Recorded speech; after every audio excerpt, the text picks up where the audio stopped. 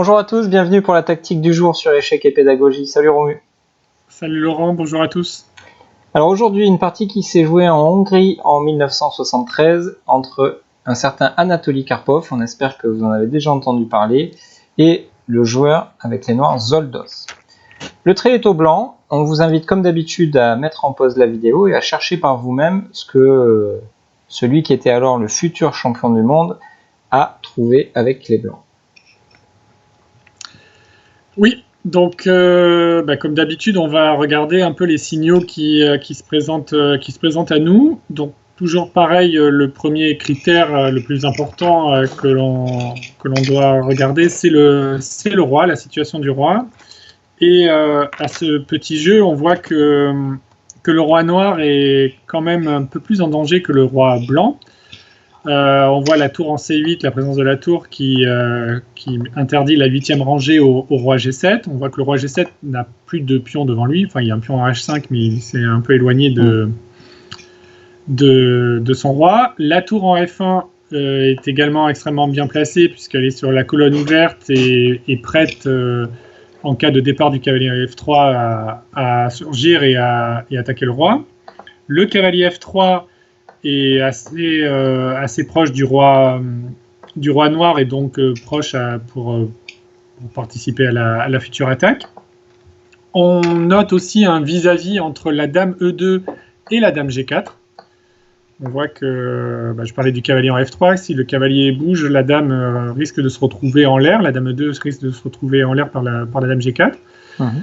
Mais cette dame en E2 vise également le pion E5. Alors bien sûr, il est protégé par le pion D6, mais comme le cavalier F3 vise aussi ce pion, on peut imaginer peut-être des sacrifices sur cette case qui peuvent être intéressants. Donc tout ça, c'est pour les pièces blanches. Pour les pièces noires, donc le roi, je l'ai dit, il est un peu tout seul. La tour A7 est loin de son roi, même si elle défend la 7e rangée, mais elle défend surtout son fou, parce que le fou obstrue la défense notamment de la case F7, qui pourrait être une case que les pièces blanches seraient amenées à viser. La dame en G4 semble assez bien placée, puisqu'elle est en face du roi blanc. En même temps, elle peut essayer de contrôler quelques cases autour de son propre roi, donc ça peut être une pièce qui peut être utile.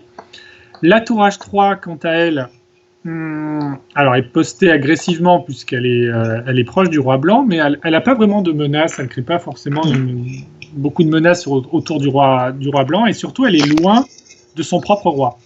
Elle ne défend aucune case proche du roi noir. Ouais, ça manque de coordination en fait chez les noirs. Ouais. C'est un peu éparpillé, quoi. Ouais, c'est ça, c'est exactement ça. Et justement, Anatoly Karpov, qui n'a pas besoin de nous pour voir tout ça, a remarqué très justement le manque de coordination et a imaginé le coup très spectaculaire cavalier prend E5.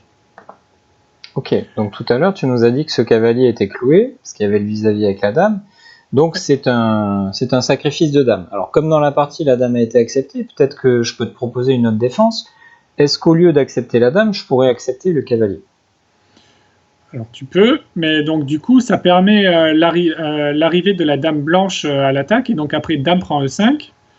Les noirs doivent parer cet échec, donc il n'y a pas beaucoup de bonnes solutions. Donc roi H6, mais après tour H8, échec, roi G6 forcé, et tour G8, mais fin à la partie, après dame H8, mat.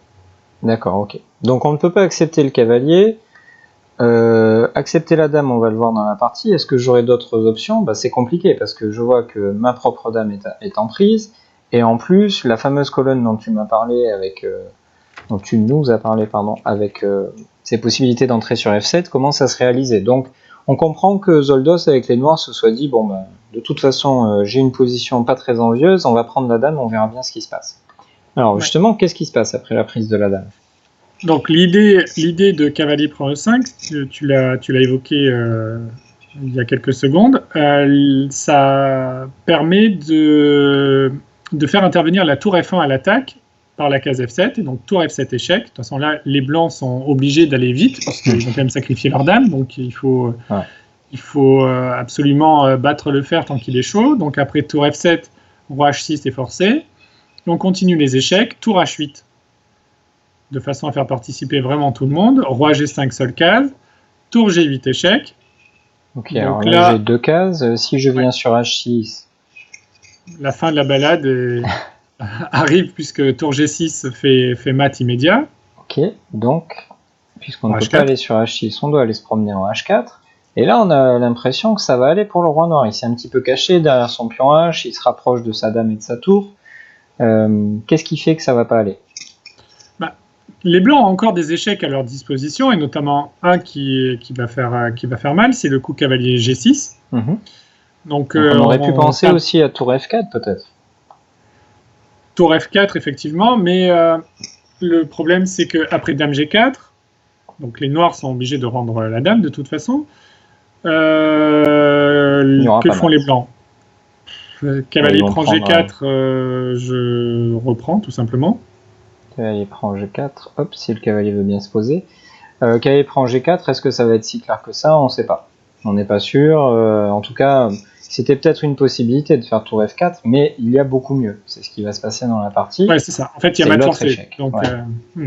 Donc, Karpov, qui calcule de manière très très précise, a vu le mat forcé. Donc, plutôt que de jouer une variante un peu douteuse, s'il voit qu'il y a un gain vraiment très clair, évidemment, il privilégie cette alternative. Et donc, cavalier G6 échec, il fait intervenir donc une troisième pièce à l'attaque.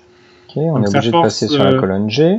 Roi G5, du coup, le roi revient dans le viseur de la tour G8, donc il suffit de faire une découverte avec le cavalier. Donc, tant qu'à faire, on ramasse le fou. Ouais. On n'a toujours pas de roi H6 à cause de tour G6 mat, donc on se dit qu'on va retourner en H4, mais maintenant on voit que la différence majeure, c'est que le cavalier qui était sur E5 est désormais sur E7. Qu'est-ce que ça change? C'est que maintenant le cavalier dispose de la case F5, donc après cavalier F5, le roi noir est mat, puisqu'il est coincé sur la colonne H, puisqu'il ne peut pas aller sur la colonne G à cause de la tour G en G8, et il est bloqué par la tour H3 dont on parlait tout à l'heure, et le pion H5, donc c'est une sorte d'épaulette. Ouais. Et donc après cavalier F5, c'est un mat, joli mat d'ailleurs, très très joli mat. Effectivement. Donc bravo Romu pour toutes ces explications, c'était très clair. Bravo Karpov surtout. Et bravo Karpov, ouais, voilà. Vraiment une jolie tactique. Alors on sentait que les blancs étaient mieux, mais il a été on ne peut plus précis dans l'exécution et il a mis fin à la partie de la façon la plus nette et claire possible. Comme d'habitude, on vous invite à liker cette vidéo, à partager avec nous ce que vous aviez pensé au moment de la mise en pause, est-ce que vous avez trouvé ou pas. N'hésitez pas à vous abonner à notre chaîne si ce n'est pas déjà fait, mais aussi à la partager avec vos amis si ils sont intéressés par le fait d'étudier les échecs, notamment avec nous. Voilà, on se fera un plaisir de les accueillir sur cette chaîne. Et enfin, comme d'habitude, vous savez que si vous avez vous-même joué des tactiques qui vous semblent originales, intéressantes, spectaculaires, tout ce que vous voulez, n'hésitez pas à nous les envoyer pour qu'on puisse les présenter et ainsi qu'on puisse se délecter tous ensemble de vos jolies tactiques. On vous dit à demain pour la prochaine tactique. Au revoir, à demain.